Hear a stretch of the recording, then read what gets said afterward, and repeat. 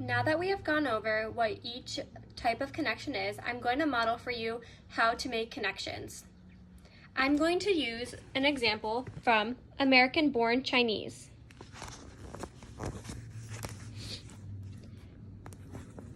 Two months later, Wei and Chen arrived. Class, I'd like us all to give a big Mayflower Elementary welcome to your new friend and classmate, Wei Chen's son.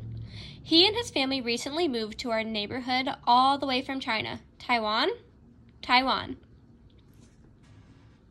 Sorry to bother you, but you're Chinese, aren't you? You're in America. Speak English. You Chinese person? Yes. Be my friend? I have enough friends. Sorry, repeat that please. I have enough friends. Who? Them. Oh. Sigh. What is that? A toy robot. He can change into a robot monkey. My favorite gave it to me just before I left as a goodbye present. My father gave it to me. Can I see it? Sure. Over the next few months, Wei Chen became my best friend.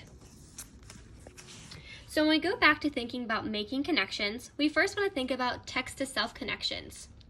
Remember what we said when we talked about text-to-self? We want to think about, well, what does the story remind you of? Can you relate to any of the characters in the story? Well, when I think back to Wei Chen, I can relate to him and make a connection because when I was in 7th grade, I moved from one school to another school. I went to a new area and I didn't have a lot of friends and I didn't really know anyone. So I can infer that me and Wei Chen had similar feelings because we both were new people in a new area. Next, we want to move on to text-to-text connections. So what does this remind you of in another book that you've read? And maybe it's not necessarily a book. Maybe it's a TV show, a movie, any kind of film, a play. Well, for me, I thought about this book right here from Barbara Park. It's called The Kid in the Red Jacket. The Kid in the Red Jacket is about this boy right here. He moved to a new school and he didn't really have a lot of friends. He and Wei Chen went through very similar emotions and felt the same things because they were both new to the area and they just wanted to have some more friends. By the end of the story, the Kid in the Red Jacket had a lot more friends, or a few good ones, just like Wei Chen does here.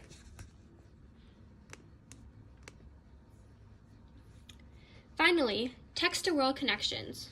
What does this remind you of in the real world? How are events in the story similar to things that happen in the real world? So if I'm going to take this boy, an American-born Chinese, and think about how can I relate this to the real world, I'm going to think about, well, I'm assuming more than just this person has moved to a new school. Maybe someone else has, even myself, maybe one of you guys. So it's a great way to think about me versus the character and how it's relating to the real world. In the real world, a student can actually move to a new place and a new town and a new school, just like Wei Chen did here and the Kid in the Red Jacket.